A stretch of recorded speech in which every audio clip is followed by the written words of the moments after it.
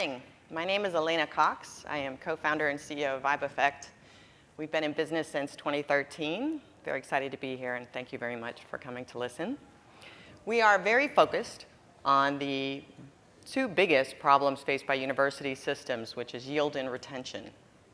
And we are providing a SaaS solution that comes with full service turnkey implementation in the form of a subscription model and in a business model that demonstrates to the CFO and the other leadership that we pay for ourselves very concretely in a short period of time. So let me show you what that looks like. When we talk about yield and retention, and we talk about getting results that demonstrate that they pay for themselves, one of the important part of our models is breaking down all the leading indicators across yield and retention and using our science and our solution in ways that we can do control trials that show impact at different touch points and can show that impact in a matter of days. In a lot of solutions, it's months or years to seeing the impact. And these are just a couple of examples, which mean that as I talk further about micro-guidance that we provide or smart nurture sequence that we provide, these are places that it could be automated to apply to, from as early as contact made all the way through to show and all the way through to key activities and behaviors that both the student wants to see and the university wants to see to improve outcomes with retention.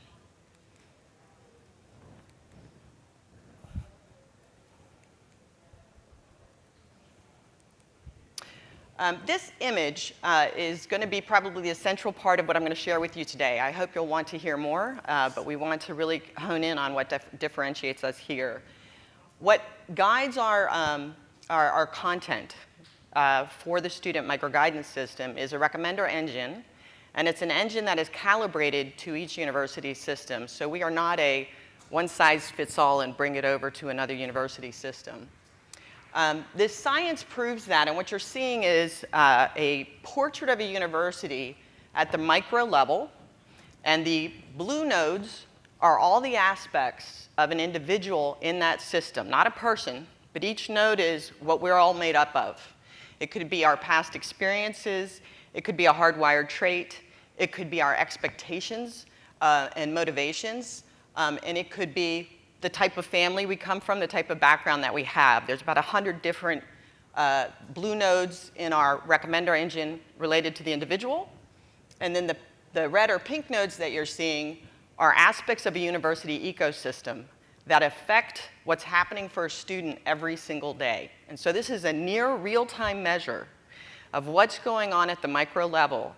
And this particular image is of the highest thriving or the highest optimized or the highest moment of success for students on a given day in a university system in their experience.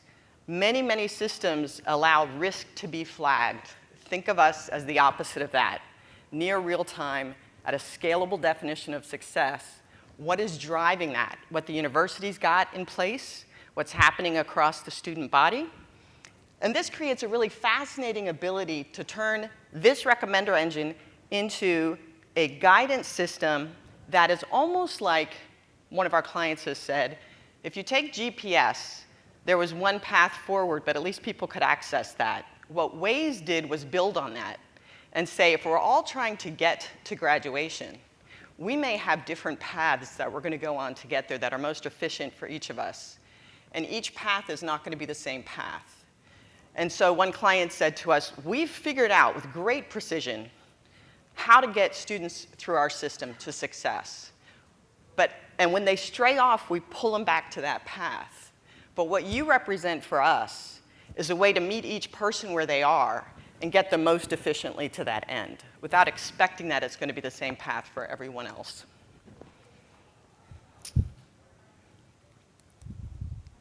So I'm going to stop and differentiate a little bit from things that are out there and then just quickly show you a few results. Basically, our objective in adding to the educational science and the technology complementing of university systems and improving university systems outcomes and student outcomes was converting insights, not expecting to hand a dashboard over to a university and hope that that's going to become something that everybody uses to help change outcomes. We provide the outcomes. Our analytics model is based very deliberately on current and incoming students.